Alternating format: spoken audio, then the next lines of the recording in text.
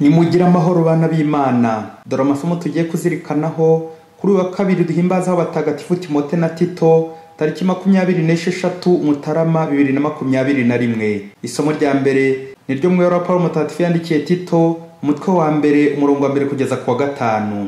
Ngewe Paulo mugaragu w'Imana n'intumwa ya Yesu Kristo igenewe kugeza intore z'Imana ku kwemera no kumenya gukuri guhuje n'ubusabanira-mana mu bwizere bwo kuzabona ubugingo buhoraho bw'Imana itabasha kubeshya yasezeranye mbere y'ibihe bya kera na kare, maze amagingo yagennye yagera ikamenyekanya ijambo ryayo ibigirishije iyamamaza butumwa nashinzwe ku bushake bw'Imana umukiza wacu. Kuri Tito umwana wanjye nyakuri nabyaye mu byerekeye ukwemera duhuriyeho, nkwifurije neza n'amahoro biva ku Mana Data no kuri Kristo Yesu umukiza wacu. Nagusize ikireta ari ukugira ngo tunganye ibyo nasize bituzuye, kandi ngushyireho abakuru b'ikoraniro mu migi yose ukurikije amabwiriza naguhaye. Iryo ni ijambo ry'Imana. Zaburi 96. Nimugende mwamamaze mu mahanga yose ibitangaza by'Imana. Amagambo mu Ivanjili ntagatifu Yesu Kristo uko yanditswe na Mariko umutwe wa 3 umurongo wa 31 kugeza ku 35. Muri icyo gihe Yesu yari mu nzu, nyina n'abavandimwe be baraza bahagarara hanze bamutumaho ngo aze babonane. Abantu benshi bakabicaye bamukikije, baramubwira bati, dore nyoko n'abavandimwe bawe bari hanze baragushaka. Arabasubiza ati, mama ninde n'abavandimwe banjye ni bande? Nuko azengurutsa amaso mu bari bicaye bamukikije aravuga ati, dore mama, dore n'abavandimwe banjye. Umuntu wese ukora icyo Imana ishaka niyo muvandimwe wanjye, niyo mushiki wanjye, kandi niwe mama. Iyo ni Ivanjili ntagatifu. Bavandimwe, kuri umunsi mukuru w'abatagatifu Timote na Tito, aya masomo aradufasha kuzirikana ku isano isumbi y'amaraso, isano y'ukwemera. Hari abantu bamwe bagiye bakwamira mu cyene wabo nka yaragipfira muri magisimumu, aho mu miryango kurobanura bashingiye guturere n'amoko, kuronda amoko, amadini, ibihugu n'ibindi bisabwa byo kwa Sekibi, condition de Satan. Bityo baba batabyujuje ntibagire icyo bavugana. Ubu se ndamutse ngirira neza uwo dufitanye ibyo duhuriyeho gusa by'isano y'amaraso, uwo niwe n'ubundi wajya angoboka buri gihe? Ejo twazirikanye ihinduka rya Sawuli ari wabaye Paulo, akaba igikoresho cya Nyagasani, intumwa ya Kristo n'intumwa y'amahanga. Aho Paulo yanyuraga hose yeraga imbuto, abakristo bakagwira, ndetse agashyiraho n'abayobozi babo. Uyu munsi rero turazirikana kuri zimwe mu mbuto nziza ubutumwa bwa Paulo bweze, harimo abana byaye mu kwemera, Timote na Tito. Bahoze ari abigishwa n'abasangirangendo ba Paulo, nyuma za kubashinga za kiliziya n'abepiskopi. Aya mabaruwa yabandikiye yitwa amabaruwa y'igishumba, kuko yandikiwe abashumba ba kiliziya anababwiriza uburyo bwo kuyobora amakoraniro bashinzwe. Paulo rero nk'inkoramutima ze n'abafasha be bya hafi yakomeje kubandikira abaha impanuro nk'abana be mu kwemera. Paulo akomeza kubita abana be agira ati, umwana wanjye nkunda cyane Timote. Birababaje babyeyi, abagenda ku masano bo bahita bakeka ko wasanga ari abana ba Paulo yabyaye ku mubiri, bagata igihe bati, burya Paulo nawe ntawamenya aho yanyuraga hose ahasiga abana. Abo bagore bose abo bose baracyagengwa n'urunturuntu. Bavandimwe, iyi sano Paulo avuga ni isano y'ukwemera. Mu isomo rya mbere yagize ati, kuri Timote umwana wanjye nyakuri nabyariye mu kwemera duhuriyeho, nkwifurije neza n'amahoro biva ku Mana Data no kuri Kristo Yesu umwami wacu. Amen. Bavyeyi, ubundi umukozi ufite ikinyabupfura wamaze no kumenya inkuru nziza uzi Imana ntavuga ngo databuja cyangwa ngo mabuja, ahubwo ati papa, mama, muvyeyi. Ndetse n'umubyeyi wakureze nubwo yaba atarakubyaye mu nda, ni papa, ni mama, n'ababyeyi bawe. Nuko rero nawe nta guhamagara umuntu ukoresha ngo ni kadogo, wa muyaya we, wa muboyi we. Usomye izi nyandiko za Paulo ukagira n'ukwemera koko, wamenyera kuvuga uti mwana wanjye. Bityo ya kibazo babaje wa mwana bati, ese mwana, aho kuba umukozi mu rugo naho kuba umwana mu rugo wahita mwiki? Umwana ati, naba umwana mu rugo kuko umwana akora amakosa bakamubabarira bakamwihanganira, naho umukozi we yakosheje bahita bamwirukana ndetse batanamuhembye. Ese muvandimwe, wowe uri umukozi w'Imana cyangwa uri umwana w'Imana?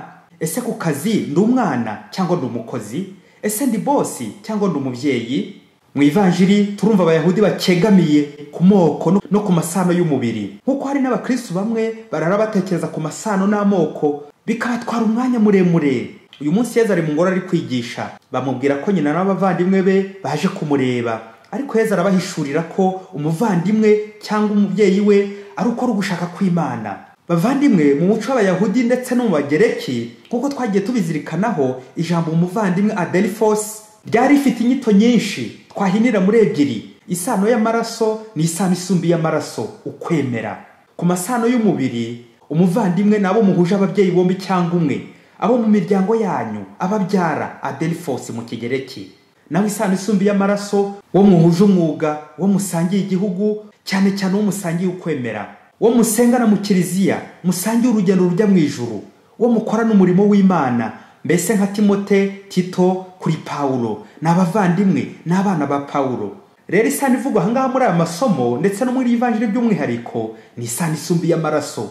Nubwo dusanzwe tuzi ko Bikira Mariya umubyeyi wa Yezu muri ya fiyati ye, ugushaka kwawe nigukorwe, ari we wakoze ugushaka kw'Imana nyabyo.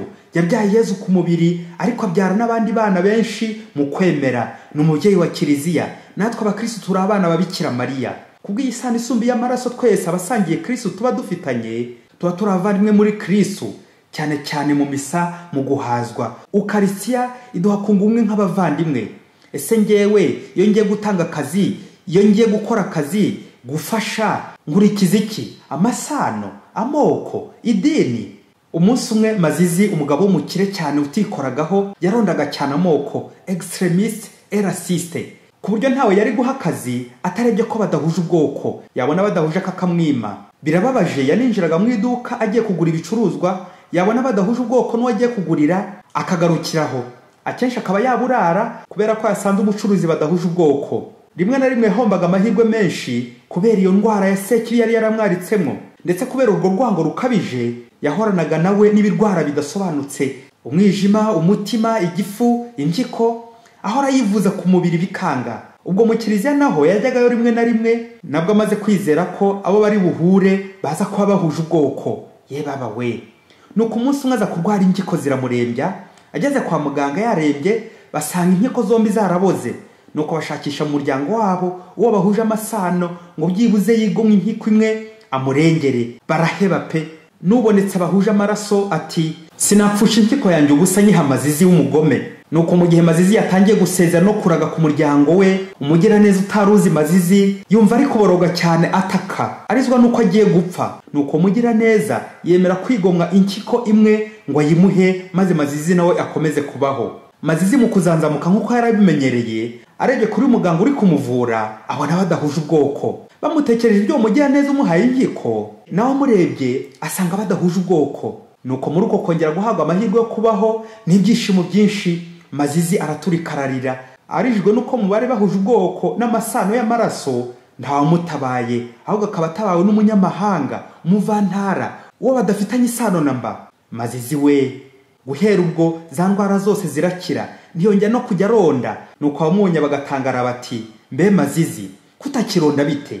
Mazizi agasubiza ati, yewe burya ubuzima nta bwoko bugira. Muvyeyi, wowe ugeze he mwironda karere, ironda dini, ironda koko, ironda gihugu, ironda sano?